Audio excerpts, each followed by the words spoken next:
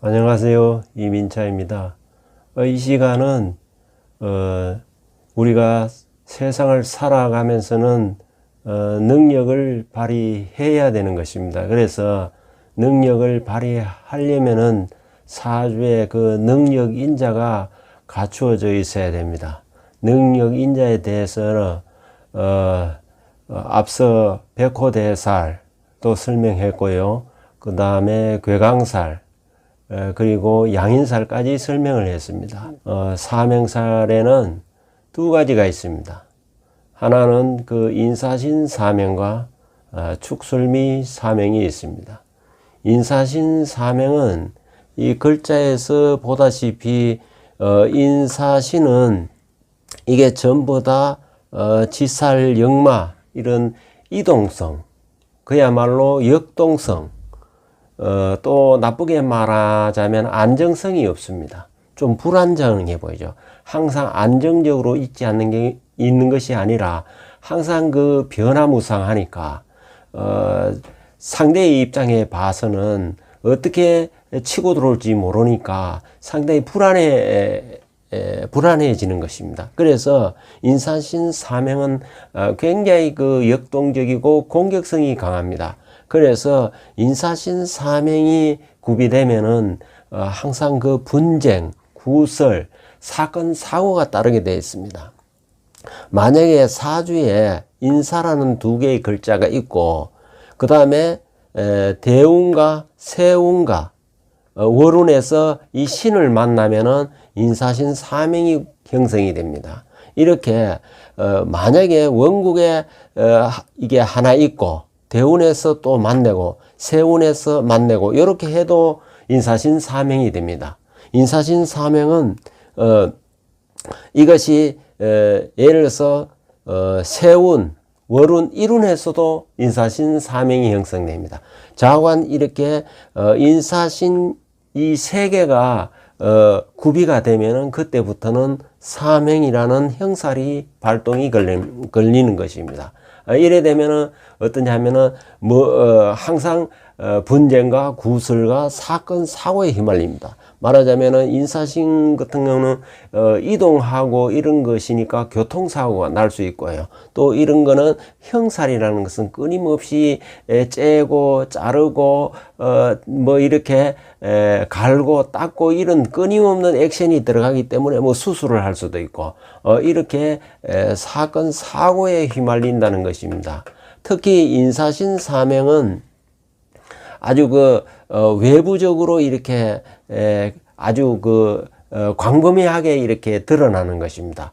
인사신 사명 사고가 나면은 모든 사람이 벌써 이 사고에 대해서 알게 되는 것입니다. 그러나 축술미 사명은 조금 다릅니다. 축술미 사명은 이것이 전부 다 창고입니다. 이 축은 금의 창고, 술은 화의 창고, 미는 목의 창고, 창고에 안에 있으니까 남 눈에 안 띄는 것입니다. 말하자면 이 행은 내부적으로 골마가는 거고 인사신 사명은 외부적으로 골마 터지는 것입니다. 그게 차이 나는 것입니다. 이거는 말하자면 이거는 여러 사람이 광범위하게 피해에 여러 가지 사건 사고에 연륜이 된다면은 이거는 자기 혼자만의 내부적으로 예를 들어서 위장이 나쁘다든지 간이 나쁘다든지 이러면은 혼자의 갈등과 혼자와의 병과의 투쟁을 한다든지 이런 일이 빚어지는 것입니다. 다툼이라든지 어떤 기능적인 면에서는 두 개 다 똑같아요. 끊임없는 어떤 액션이 들어가는 것입니다. 내부의 고통, 외부의 고통.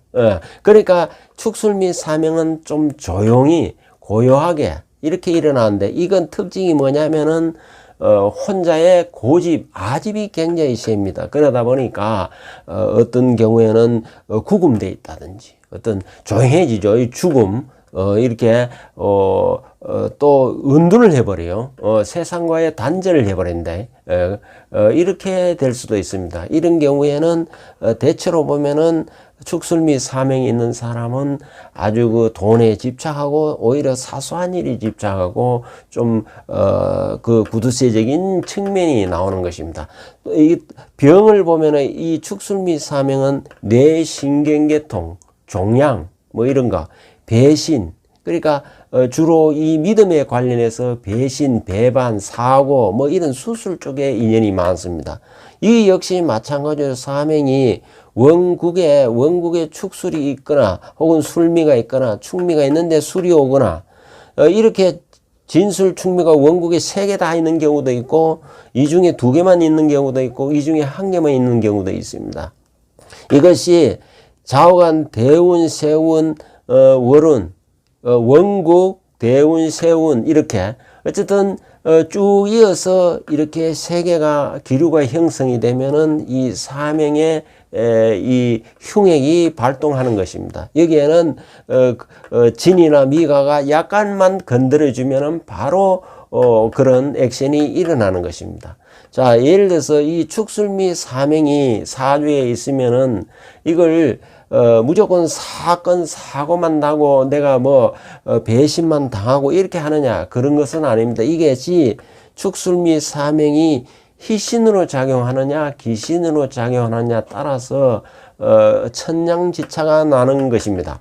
가령 예를 들어서 축술 및 사명이 원국에 있는데도 불구하고 축술 및 사명이 희신으로 작용한다. 예를 들어서 금일주 같으면 이게 인성이 금이 약해가 이걸 도와주는 쪽으로 인성으로 용신으로 만약에 이걸 쓴다 하면은 이 사명을 내가 엄청난 권력을 가지는 것입니다. 이 형살이라는 것이 남의 그 생명을 갖다가 생명의 그 사활을 지고 있는 그런 의미입니다. 그렇기 때문에 내가 이 축술 및 사명이 좋게 작용하면은 살찌게서 검찰이라든지 경찰인데 수장이 되는 것입니다.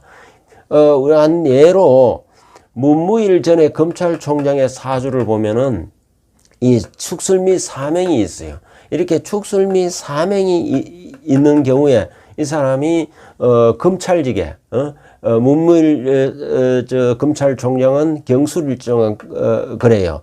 그런데 이 축술 및 사명이 있으니까 그 어떤 그 괴강살과 함께 결부가 돼가지고 결합이 돼가지고 그 검찰의 총수가 되었던 것입니다. 이것이 이 사명이 있다 해가지고 내한테 희신이 되느냐 기신이냐를 구분하지 않고 이것이 마냥 그냥 흉하게만 보면은 아주 그 위험하기 짝이 없는 것입니다. 그래서 반드시 이 사명살이 사주에 있으면 이게 내한테 희신으로 작용하는지 기신으로 작용하는지 그걸 정확하게 알려면 용신을 정확하게 찾아내야 됩니다. 사명살뿐만 아니라 앞서 얘기했다는 양인살이나 괴강살도 마찬가지입니다. 이것이 나쁘게 작용하면 예를 들어서 유영철 씨 같은 경우에는 인사신 사명이 있었어요. 인사신 사명이 있은 경우에는 좀 인사신 사명은 좀 다이나믹이에요. 왜냐하면은 전부 다 움직이는 거잖아요. 이건 조용히 있는 거고. 이거는 막 그래서 이 유영철이 사주, 그야말로 연쇄살인범 유영철이는 뭐 여러 사람을 많이 죽였잖아요. 그런 경우에 인사신 사명이 사주에 있는 거예요. 그거는 사주가 인사 원국에 있고 운에서 신이 들어와가지고 신이 이게 기신으로 들어오는 거야. 그래가지고 이게 발동이 걸리니까 이게 잔인한 그야말로 주변에 모든 것을 세상을 갖다가 다 그냥 공포에 떨게 만드는 불안정성, 역동성 이거는 공포 불안을 조성하는 거거든요.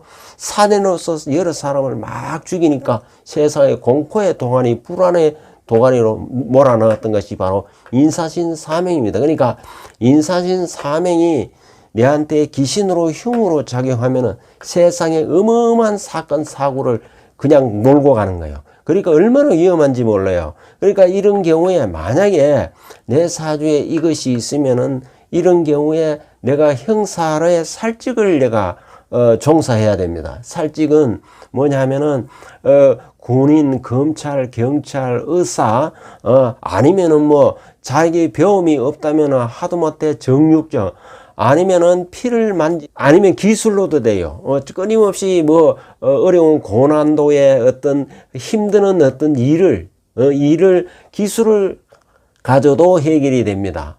그걸로 해서 직업으로 만약에 이 형사를 쓴다면은 그걸로도 또 흉을 대체할 수가 있는 것입니다. 이렇게 인사신 사명이든 축술미 사명이든 이것이 있으면은 굉장히 아주 잘 되거나 아주 못 되거나 이런 그야말로 마침 큰 리스크를 안게 되는 것입니다. 그래서 대개 보면은 무기수라든지 이렇게 아주 흉악범들은 보면 이 사명이 있습니다.